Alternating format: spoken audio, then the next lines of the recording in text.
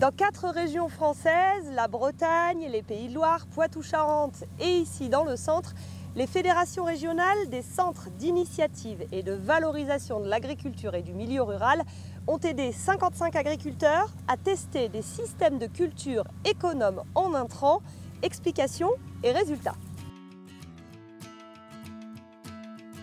Le réseau en fait est né dans les années 50, donc c'est un réseau qui est issu des mouvements d'éducation populaire. Et progressivement en fait nous sommes venus à travailler donc, en groupe d'agriculteurs sur des thématiques très agricoles et toujours en lien avec la société civile. Donc c'est pour ça que donc, tous les problèmes de qualité de l'eau, de rapport avec la société en fait nous ont toujours paru importants. Il y avait plusieurs objectifs. Le premier, c'était accompagner des agriculteurs dans la réduction de leurs intrants et formaliser un petit peu les techniques d'accompagnement. À la fin, on a produit un cahier, un memento destiné aux agents de développement pour formaliser un petit peu les techniques d'animation. Un deuxième objectif, pour répondre à des enjeux eau, en faisant écho aussi à la directive 4 sur l'eau, mais aussi énergie, la directive 3x20, objectif 20% de réduction des gaz à effet de serre d'ici 2020, mais aussi éco-phyto, donc réduction de 50% de l'usage des pesticides d'ici 2018. On a construit un cahier des charges visant à promouvoir des systèmes permettant d'atteindre ces résultats. Ce cahier des charges, maintenant, on le propose au ministère pour qu'il puisse être instruit dans la PAC post-2013, mais aussi aux collectivités territoriales qui auraient envie d'accompagner des politiques de développement sur leur territoire, et puis aux agences de bassin pour les problèmes dans les aires d'alimentation de captage en eau potable.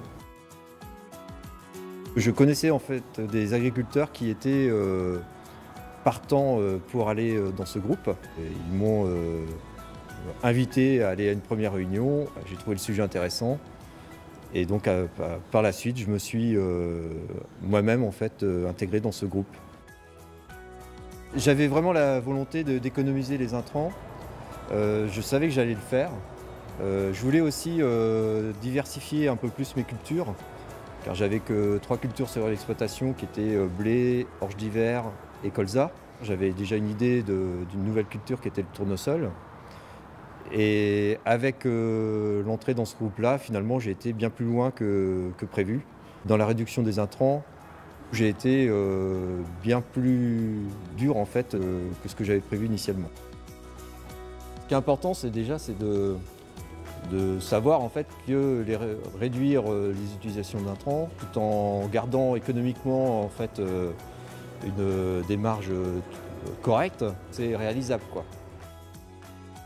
Et effectivement, après, plus la technique en fait, va être connue, plus elle sera facile en fait, à généraliser et donc à être adaptée sur d'autres exploitations, quoi.